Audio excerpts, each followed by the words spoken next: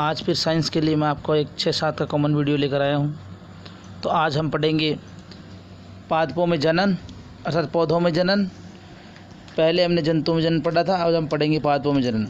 तो देखिए विद्यार्थियों, बने रहिए आप वीडियो में। अपने वंश एवं प्रजाति को बनाए रखने के लिए पादप और जंतुओं के लिए जनन आवश्यक है। यानी अपने वंश को आगे बढ़ाने के लिए, अपने वंश की वृद्धि करने के लिए, अपने जैसे समान संतति उत्पन्न करने के लिए ही जनन आवश्यक है।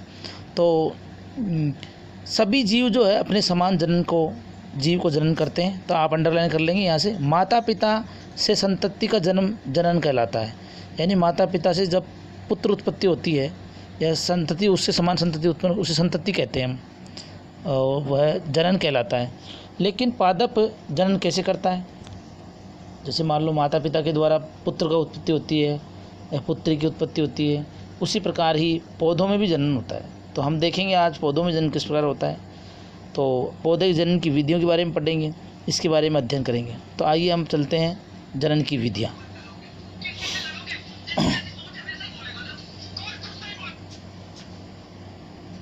कक्षा 6 में आपने पुष्पी पादप के विभिन्न भागों के बारे में पढ़ा था।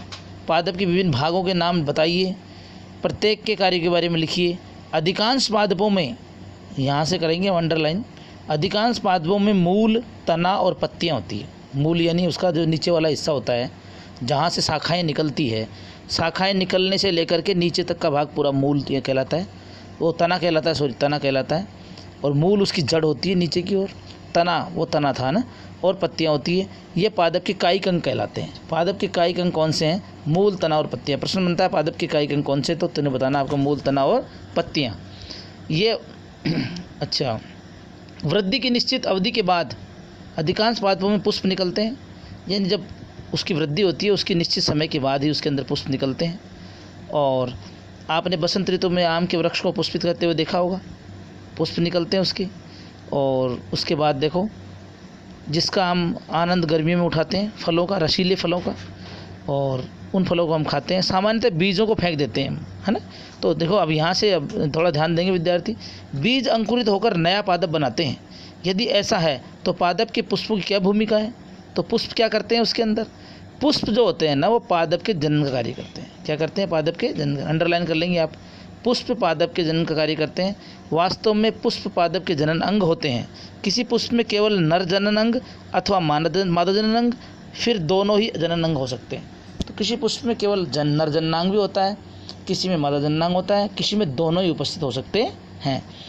अब बात आता है जनन की विधियाँ। जनन की 2 विधियाँ हैं विद्यार्थियों, अंडरलाइन कर लेंगे आप, अलैंगिक जनन और लैंगिक जनन। सीधी सी बात है, 2 विधियाँ याद करना है आपको। पादप जनन की कितनी विधियाँ हैं आप बताएंगे? 2 विधियाँ हैं, पहली अलैंगिक जनन, दूसरी है लैंगिक जनन। तो आइए हम चलते हैं अलैंगिक जनन की ओर। अलैंगिक जनन में नए पादप बीज अथवा बीजाणुओं के उपयोग के बिना ही उगाए जाते हैं। अर्थात अलैंगिक जनन में जो पौधे हैं ना, वो बीजों और बीजाणुओं के बिना ही उगाए जाते हैं। तो इसमें देखिए, पहेली ये समझती है कि नए पादप सदैव बीजों से उगते हैं, नए पादप से बीजों से उगते हैं, लेकिन उसने कभी गन्ना, आलू और गुलाब के बीज नहीं देखे। यानी आपने देखा होगा विद्यार्थियों, गन्ने के कोई बीज नहीं होते, आलू के कोई बीज नहीं होते, गुलाब के कोई बीज नहीं होते। तो पहले ये प्रश्न जानना चाहते, तो इसका उत्तर हम आपको दे रहे हैं, तो आपको नोट करना है। गन्ना जो है हमारा, गन्ने के अंदर जो गन्ने की जो कली होती है, एक गन्ने में कई प्रकार की कलियाँ होती है, कई प्रकार की, 2 गांठों के बीच का स्थान, 2 गांठों के बीच का स्थान। इस प्रकार गन्ने में बहुत सारे वो होते हैं, पर्व संधियाँ होती है उसके अंदर। 2 गांठों के बीच, 2 गांठों में पर्व, जहाँ भी गांठ होती है वहाँ पर्व संधि होती है। वहाँ से गांठ को काट करके और ज़मीन में उगा देते हैं, और नमी के कारण वह पौधा उग जाता है उसका, बिना बीज के। ऐसे आलू को उगाया जाता है, ऐसे गुलाब के पौधे को उगाया जाता है। तो अब आप समझ गए होंगे, पहले भी समझ गई होगी कि बिना बीज के ही ये पौधे उगते हैं। अब आता है कायिक प्रवर्धन। यह एक प्रकार का अलैंगिक जनन है, जिसमें पादप के मूल, तने और पत्ती, अंडरलाइन कर लेंगे, पादप के मूल, तने और पत्ती अथवा कली को मुकुल कहते हैं। जैसे किसी कायिक अंग द्वारा नया पादप का निर्माण होता है। चूँकि पादप के कायिक भाग यही होते हैं, अतः इसे हम कायिक प्रवर्धन कहते हैं। कायिक प्रवर्धन अर्थात प्रवर्धन का मतलब जो बढ़ाने वाले अंग कौन से हैं इसके? मूल, तने और पत्ती, ये कायिक प्रवर्धन अंग है। तो देखिए, आइए क्रियाकलाप है हमारे पास एक, ये कह रहा है कि साहब गुलाब और चंपा के पौधे की एक शाखा को उसकी पर्व संधि से काटिए। यानी जहाँ पर गांठ है वहाँ पर पर्व संधि बनती है, वहाँ से काटिए। पर्व संधि का तने और शाखा का वह भाग है जहाँ पत्ती निकलती है। तो जो पर्व संधि होती है वहाँ से छोटी छोटी पत्ती अंकुरित होती है, तो उसे कहते हैं पर्व संधि, वहाँ से निकलती है। शाखा के इस टुकड़े को कर्तन या कलम कहते हैं, यानी यहाँ से कलम विधि से काट करके कलम से इसको मिट्टी के अंदर दबा देते हैं और मिट्टी के अंदर पानी देते रहते, कुछ समय बाद में उसके क्या होता है, उसके अंदर जड़ें निकल जाती है। और देखिए आगे चलिए, ये आपको चित्र दिया हुआ है विद्यार्थियों, चित्र में देखिए ये यहाँ पर एक गांठ बनी हुई है, यहाँ पर्व संधि है, यहाँ अंडरलाइन कर लेंगे आप, पर्व संधि, ठीक है। तो देखो ये पर्व संधि विपरीत दिशा में है, एक इधर है एक उधर है, एक उधर है, दोनों तरफ पर्व संधि है यहाँ पे। और यहाँ पर्व संधि से क्या पत्तियाँ निकलती है इस जगह से। तो ये दूसरे हिस्से में जो आपको चित्र दिया हुआ है ये अक्ष से जुड़ी हुई कलिका है, तो यहाँ पे जो अक्ष से जुड़ी हुई कलिका है और ये पर्व संधि है। तो पत्तियों के निकलने के कितने दिन लगे, पत्तियाँ कुछ दिन में 3 या 4 3 दिन में, ऐसे पत्तियाँ 2 दिन में 3 दिन में निकल जाएगी लगभग ये है। तो अब देखिए साहब, आपने पुष्प कलियों से पुष्प को निकलते हुए देखा होगा, पुष्प की कलियाँ होती है उससे पुष्प खिलता है, पुष्प निकलता है। पुष्प कलियों के अतिरिक्त पत्तियों के कक्ष में पर्व संधि के जुड़ाव वाला बिंदु जो है उसमें कलिकाएँ निकलती है, यानी अभी मैंने समझाया था आपको पर्व संधि होती है, इसमें कलिकाएँ निकलती है, कलिकाओं से निकल करके धीरे धीरे यहाँ से पत्तियों का निर्माण हो जाता है। और इस प्रकार ये कलिकाएँ अंकुरित होकर के अंकुर के रूप में विकसित होती है, इसे हम कायिक कलिकाएँ कहते हैं। तो आप नोट कर लेंगे यहाँ से कायिक कलिकाएँ किसे कहते हैं, अंडरलाइन कर लेना, कायिक कलिकाएँ किसे कहते हैं। तो ठीक है, यहाँ से तो जो कायिक कलिकाएँ हैं ये प्रोहो यानी अंकुरों के रूप में विकसित होती है, इसे हम कायिक कलिकाएँ कहते हैं। कली का एक छोटा सा तना होता है जिसके चारों ओर अपरिपक्व पत्तियाँ होती हैं, यानी कली के एक छोटा सा तना होता है जिससे अपरिपक्व पत्तियाँ यानी पत्तियाँ निकलना शुरू होती है, उसे कहते हैं अपरिपक्व पत्तियाँ। तो अब देखिए नीचे आलू का चित्र दिया हुआ है आपको विद्यार्थी, देखिए ये आलू के अंदर ये आलू की ये जो अंकुरित हो रही है इसको बोलते हैं आलू की आँख। क्या बोलते हैं, आलू की आँख कहते हैं। तो आइए क्रियाकलाप हमारे पास आलू का है, एक आलू को लीजिए, आवर्तक लेंस की सहायता से इस पड़े छत चिन्हों को देखिए, चिन्ह लगे हुए हैं इसमें आपको कलिकाएँ दिखाई देगी। छत चिन्ह इनको आँख कहते हैं, जो चिन्ह दिख रहे हैं आपको ये उगे हुए नज़र आ रहे थे अभी चित्र में, हमने आपको बताया था अभी यहाँ पर। तो आप अंडरलाइन करेंगे यहाँ से, आपको इसमें कलिकाएँ दिखाई देती है। छत चिन्ह जो चिन्ह है इसे भी आँख कहते हैं, जो कलिकाएँ दिखाई देती है उसे भी आँख कहते हैं, आलू की आँख कहते हैं। तो सामान्य भाषा में हम ये समझ लें कि आलू की आँख है ना, आलू को हम क्या करते हैं ज़मीन में दबा देते हैं, ठीक है, और उसके ऊपर मिट्टी डाल देते हैं, नम युक्त मिट्टी, ज़्यादा पानी देने की आवश्यकता नहीं, नमी युक्त मिट्टी। धीरे धीरे आलू की आँख है उसमें से अंकुरित होना शुरू हो जाता है और आलू के पास में बहुत सारे आलू उगने लग जाते हैं। इसी प्रकार ही है देखो, और यहाँ पे देखो कुछ दिनों बाद आप देखेंगे, अंडरलाइन कर लेंगे, आलू के टुकड़ों को खोद कर निकाल लीजिए और आपको देखेंगे क्या देखते हैं आप देखते हैं बहुत सारे आलू वहाँ पर ही उग जाते हैं। प्रत्येक आलू में एक आँख अवश्य होनी चाहिए, ध्यान रखना, जब भी हम आलू को उगाएं उसमें एक आँख जब अवश्य होनी चाहिए। अगर आँख नहीं होगी उसकी आलू की तो आपका आलू अंकुरित नहीं होगा। इस प्रकार आपका अदरक है, हल्दी है, नोट कर लीजिए, यहाँ पे अंडरलाइन कर लेना, अदरक और हल्दी है, ये भी इसी के उदाहरण है, अदरक और हल्दी। हाँ ये देखो ये अंडरलाइन हो गया।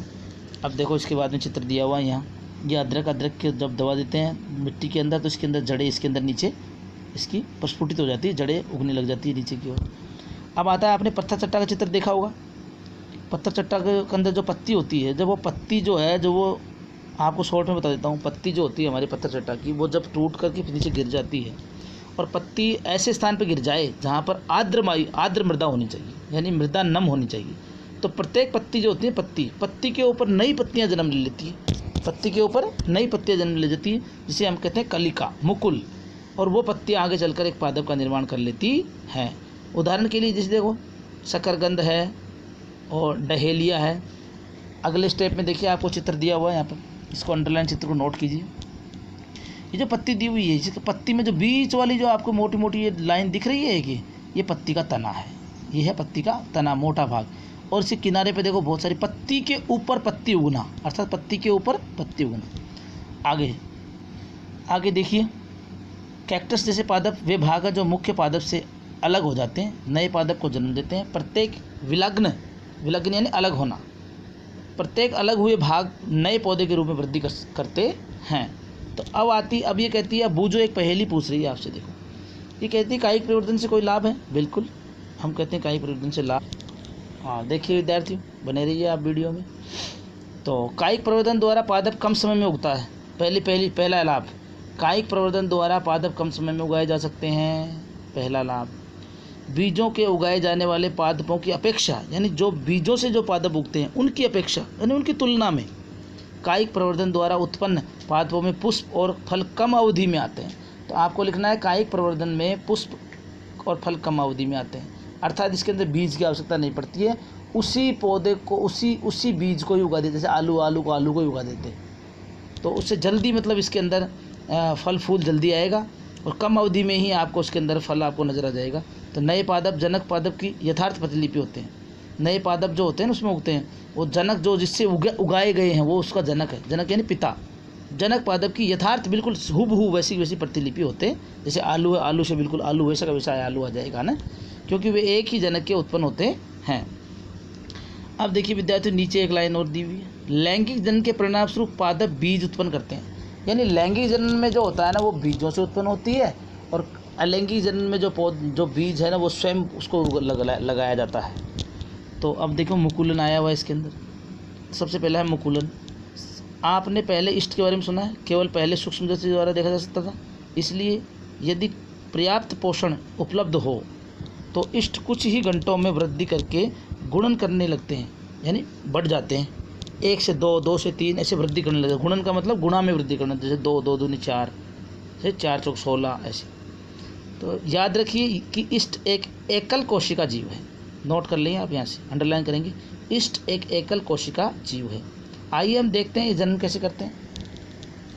तो देखिए विद्यार्थियों, आपने बेकरी से इष्ट केक, केमिस्ट की दुकान से इष्ट पाउडर खरीद ले, चुटकी भर इष्ट लेकर इसे किसी पादप में डाल दें, इसमें कुछ जल हो, इसमें 1 चम्मच शक्कर डालकर उसे जल में घोल लें। अब उस पात्र में किसी कमरे के गर्म भाग पर रखें। 1 घंटे पश्चात इस द्रव की एक बूंद कांच की स्लाइड पर रखकर सूक्ष्मदर्शी देखें। आपको क्या दिखाई देता है? आपको एक नई इष्ट कोशिकाएं दिखेगी। क्या दिखेगी? नई इष्ट कोशिकाएं। आ जाइए चित्र में, आ जाइए, एक बार आप चित्र से समझ लीजिए। आप सबसे पहले आपको इष्ट कोशिका दी हुई, अंडरलाइन करेंगे इन सबको। अब इष्ट कोशिका के जो अंदर का भाग है ये बढ़ता हुआ जाता है आपका, इसी है ना, यहाँ पे ये भाग बढ़ करके ऐसे ही सेम इस आकृति बना लेता है, और अगले जनन में अगले प्रक्रम में यह अपना एक अलग नवीन मुकुलन बना लेता है। नवीन मुकुलन, ठीक है ना, नवीन मुकुलन बना जाता है, इससे अलग हो जाता है, अलग हो गया मतलब एक तरह से। अब उसके ऊपर दूसरा आ जाता है, वैसे तीसरा। इस प्रकार मुकुलन की एक श्रृंखला बन जाती है। तो इष्ट कोशिका में यहाँ से अंडरलाइन करेंगे नीचे, इष्ट कोशिका से बाहर निकलने वाला छोटे छोटे बल्ब यानी गोल गोल आकृति की जैसा प्रवर्धन मुकुलन या कली कहलाता है। मुकुल या कली कहलाता है, इसे हम कहते हैं कली। मुकुल क्रमशः वृद्धि करता है, जनन कोशिका से विलग होकर नई इष्ट कोशिका बनती है। यही इष्ट कोशिका विकसित होकर परिपक्व हो जाती है और फिर नई इष्ट कोशिकाएं बनती हैं। कभी कभी नवीन मुकुल से नए मुकुल विकसित हो जाते हैं, जिससे एक मुकुल श्रृंखला बन जाती है। ठीक है विद्यार्थी, आप समझ गए होंगे, मुकुल से मुकुल श्रृंखला बन जाती है। खंडन। अब आगे थे खंडन। आपने तालाबों में ठहरे हुए पानी के अन्य जलाशयों में हरे रंग के अवपंक्ति गुच्छे देखे होंगे, जिसे हम कहते हैं काई जमना।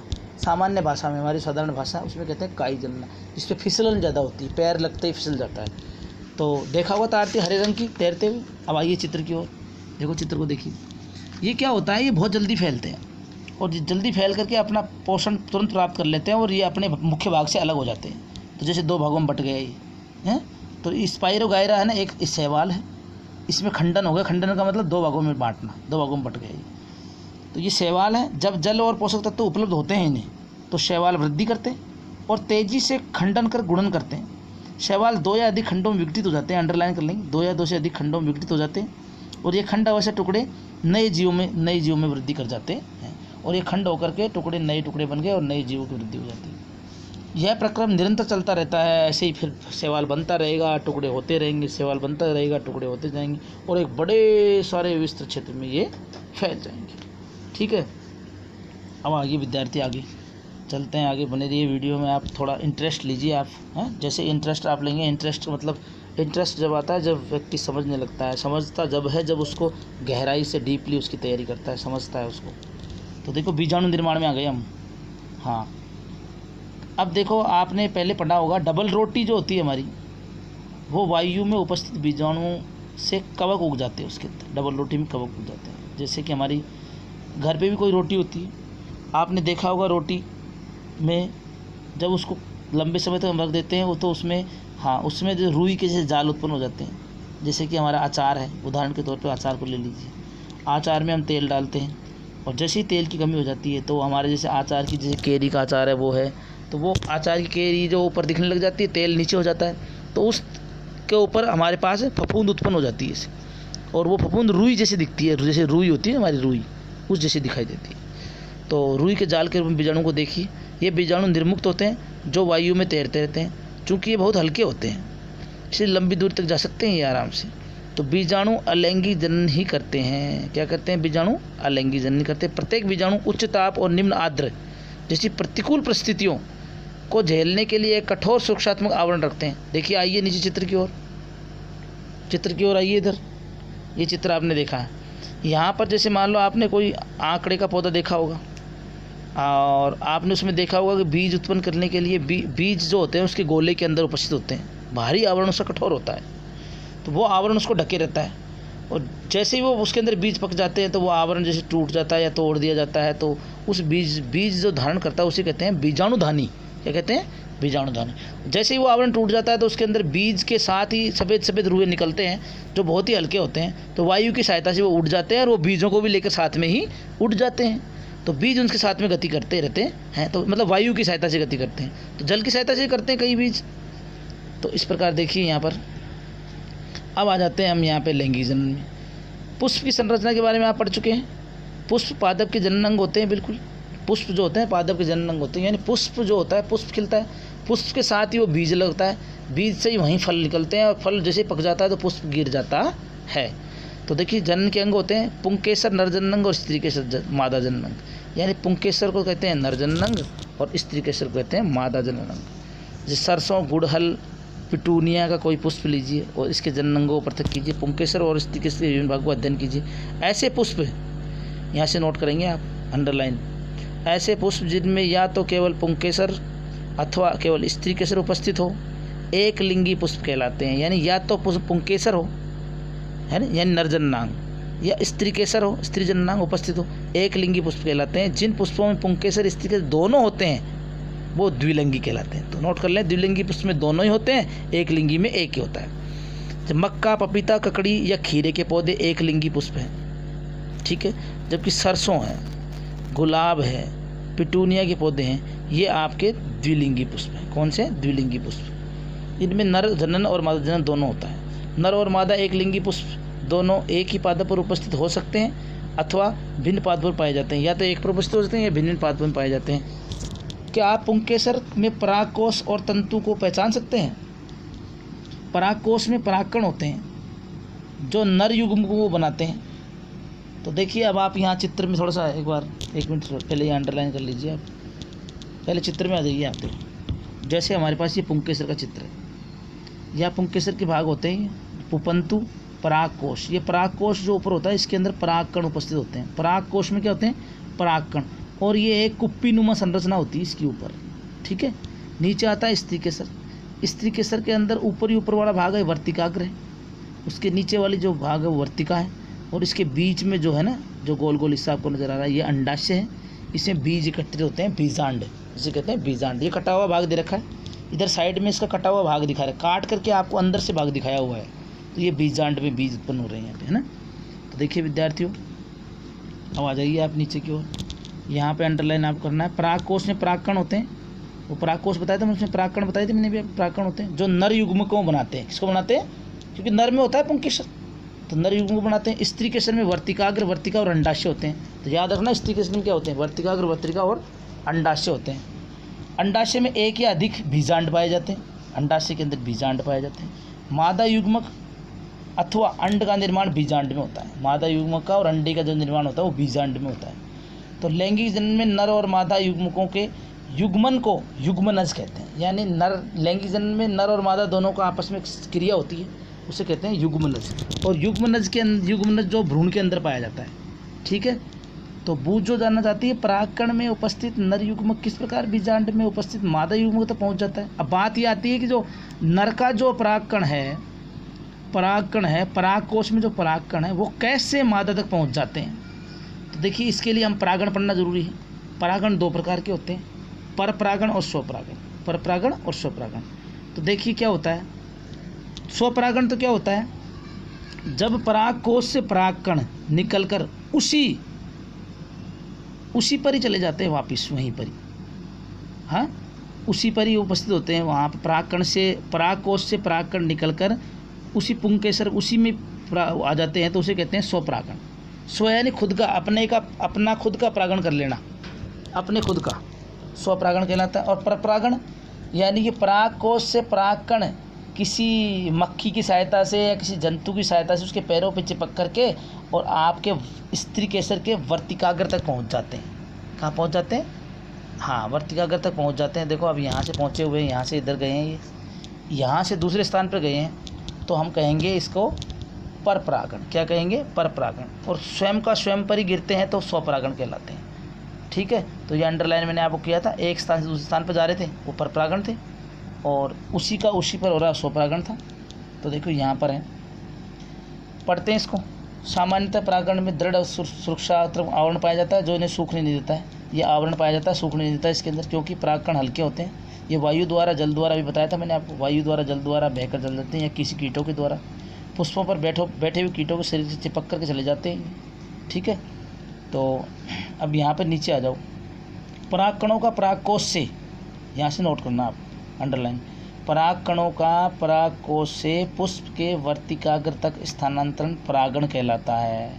यदि परागण उसी पुष्प के वर्तिकाग्र पर गिरते हैं, यानी जिस पुष्प के परागकण हैं वो उसी पुष्प पर जाकर गिर जाते हैं, तो उसे कहते हैं स्वपरागण। स्व यानी खुद का, परागण खुद ही कर लेना, स्वयं। अब नीचे चित्र दिया हुआ देखो, देखो ध्यान देना, दो चित्र दिए हुए हैं। स्वपरागण के अंदर क्या होता है? तीर का निशान लगाया हुआ है, अभी लगाया है मैंने आपको, यहाँ प्रक्रम देखो, यहाँ पे लगा हुआ निशान है, पहले से ऑलरेडी है। यानी यहाँ परागकोश के परागकण खुद के ऊपर वर्तिकाग्र पहुँच रहे हैं, तो यहाँ स्वपरागण हो रहा है।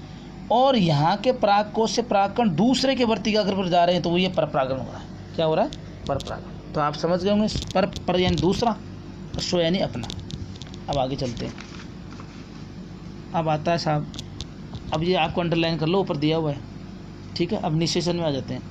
नर तथा मादा युग्मकों के युग्मन संयोग, युग्मन यानी संयोग यानी मिलना, उनके द्वारा बनी कोशिका युग्मनज कहलाती है। नोट कर लेंगे, युग्मनज कहलाती है, किसे कहते हैं? अंडरलाइन। युग्मनज बनाने के लिए नर और मादा युग्मकों का युग्मन द्वारा प्रक्रमण निषेचन कहलाता है, यानी निषेचन क्रिया होती है उनके अंदर। और युग्मनज जो होता है भ्रूण में विकसित होता है, भ्रूण के अंदर ही होता है युग्मनज, भ्रूण के अंदर। देखिए यहाँ चित्र दिया हुआ है निषेचन, ये आपको अंकुरित होता हुआ परागण है, अंकुरित हो रहा है यहाँ पर। इसके अंदर ये गोल गोल संरचना आपको देखिए, इसके अंदर जो है ना वो अंड कोशिका है, अंड कोशिका है। और ये जो बाहरी आवरण इसका दिख रहा है ये है युग्मनज है इसके अंदर, और इसके अंदर ही भ्रूण विकसित होता है। तो निषेचन क्रिया हो रही है यहाँ पर। अब आता है फल और बीज का विकास। निषेचन के पश्चात अंडाशय में फल विकसित हो जाते हैं। निषेचन क्रिया हो जाएगी तो अंडाशय में फल विकसित हो जाएगा, जबकि पुष्प के अन्य भाग मुरझाकर गिर जाते हैं। परिपक्व हो जाने पर अंडाशय फल के रूप में विकसित हो जाता है। बीजांड से बीज विकसित होते हैं।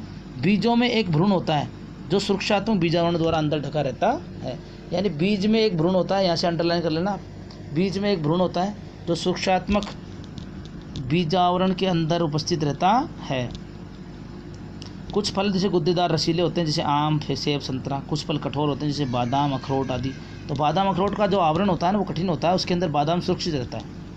ठीक है, यहाँ पर जैसे सेब का उदाहरण दिया हुआ है, सेब का एक भाग, सेब के अंदर एक बीज पाया जाता है, और बीज जो होता है ना, बीज का बाहरी आवरण कठोर होता है, और उसके अंदर जो होता है वो उसका बीज के अंदर उसका जो फल होता है वो सुरक्षित रहता है। ठीक है, वो नष्ट नहीं होता है।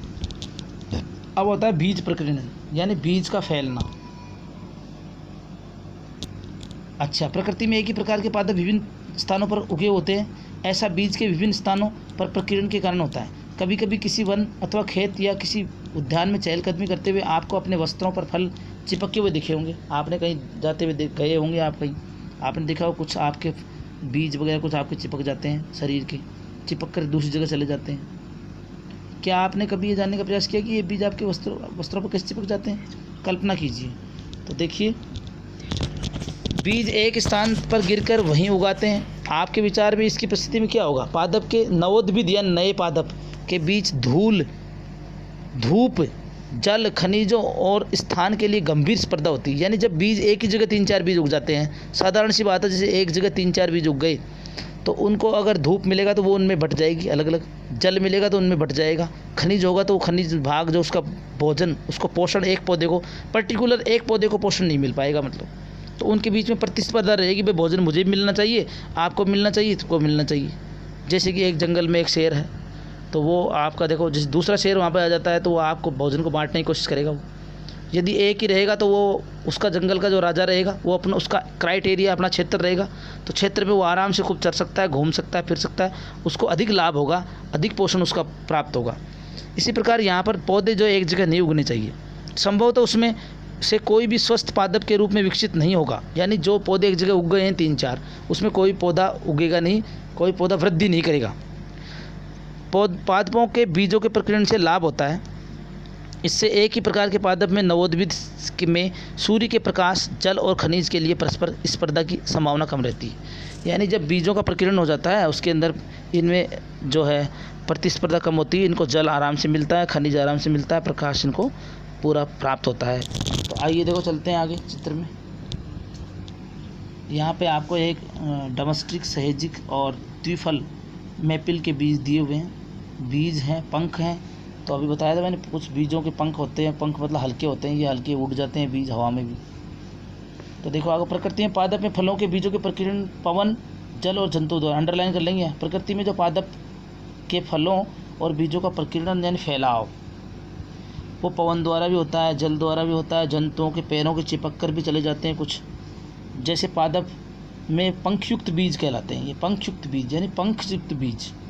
घासों के हल्के बीज भी अथवा आँख यानी जैसे आँख होता है हमारा में रोमयुक्त बीज होते हैं, जो सूरजमुखी में भी रोमयुक्त फल पवन के साथ उड़कर सुदूर स्थान पर चले जाते हैं। यानी कि सूरजमुखी के जो बीज हैं तो उसके भी सफ़ेद कलर के ऐसे पत्तियाँ जैसे होते हैं, पंखों जैसे होते हैं, वो हवा में उड़कर चले जाते हैं और दूसरे स्थान पर उग जाते हैं, जहाँ गिरते हैं वहाँ उग जाते हैं। तो प्रकीर्णन यानी फैल गए, वो बीज फैल गए तो उनको अच्छा पोषण मिलेगा, अच्छी वृद्धि होगी उनको, एक ही बीज का वर्चस्व होगा। ठीक है, ऐसे बीजों फलों का आवरण स्पंजी और तंतु में होते हैं। तो ठीक है विद्यार्थियों, देखिए आइए चित्र की ओर आगे। यह सूरजमुखी का देखो रोमयुक्त बीज है, ये सूरजमुखी का बीज है, इसके ऊपर रोम है, तो ये हवा की सहायता से उड़ जाता है आराम से और जाकर प्रकीर्णन कर लेता है अपना। इसके उदाहरण के लिए यूरेना और जेंथियम आगे और हैं। कुछ पौधों के फल झटके के साथ फट जाते हैं, जिसके अंदर स्थित बीज प्रकीर्णन हो जाते हैं, बीज जनक पादप से दूर जाकर गिरते हैं। एरंड और वॉल्सम के पादप में ऐसा होता है, ठीक है विद्यार्थियों, अब आप समझ गए होंगे यहाँ पे। अब आप देखिए आपने क्या सीखा, यहाँ पर आ जाइए आप। सभी जीव अपनी किस्म बनाए रखने के लिए जनन या गुणन करते हैं, यानी अपने प्रकार संतति उत्पन्न करने के लिए आपका जनन करते हैं और उसका गुणन यानी एक से अधिक वृद्धि करते हैं। पादप में जन्म 2 प्रकार का होता है, लैंगिक अलैंगिक। मैंने बताया था अलैंगिक जन्म, लैंगिक जन्म बीजों के द्वारा होता है। अलैंगिक जन्म में खुद स्वयं कोई उगाया जाता है, जैसे आलू में आलू हल्दी उगाया जाता है। अलैंगिक जन्म की कुछ विधियाँ बताई थी, खंडन, मुकुलन, बीजाणु निर्माण। तो आप ये जो आपको दिया हुआ है थोड़ा सा, ये आपने क्या सीखा, इसका थोड़ा आप विद्यार्थी देखेंगे इसमें थोड़ा सा, और स्वयं विद्यार्थी इसको देखें और समझें। और ये अंडरलाइन करके ये जो बॉक्स बनाया मैंने आपको, इसको भी आपको अंडरस्टैंड करना है और क्लियर करना है। तो उम्मीद करता हूँ कि आपको वीडियो पसंद आया होगा और वीडियो आपको समझ में आएगा। और आप से मैं ये उम्मीद करता हूँ इस वीडियो को अच्छे स्टडी कर लें। आप अच्छे स्टडी करके असाइनमेंट्स आपको डाल दिए जाएंगे इसके अंदर, उसको आप कंप्लीट करके मेरे पर्सनल नंबर पर भेजें, ताकि कोई प्रॉब्लम आपकी उसका मैं समाधान कर सकूँ। ठीक है, मिलते हैं अगले वीडियो में। ओके, बेस्ट ऑफ लक, बहुत बहुत धन्यवाद।